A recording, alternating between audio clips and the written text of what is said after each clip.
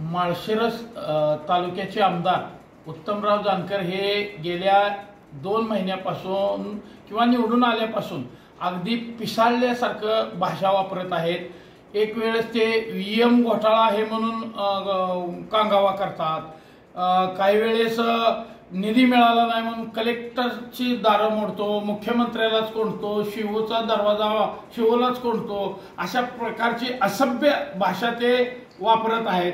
अनावधानानं आमदार झाल्यामुळं त्यांच्यामध्ये हे असा प्रकार त्यांच्याकडून घडत आहे। उत्तमराव जानकरांनी अगोदर आपल्या कारखान्यात साठी घेतलेल्या शेतकऱ्यांचं शेअरची रक्कम द्यावी।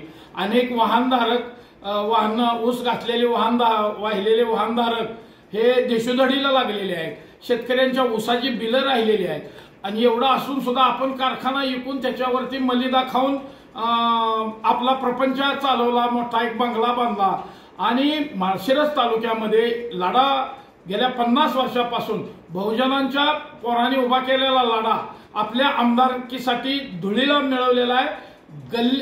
दिल्लीमध्ये मुजरा घालून गल्लीत गोंधळ घालण्यासारखा त्यांच्या हातून हा प्रकार घडत आहे।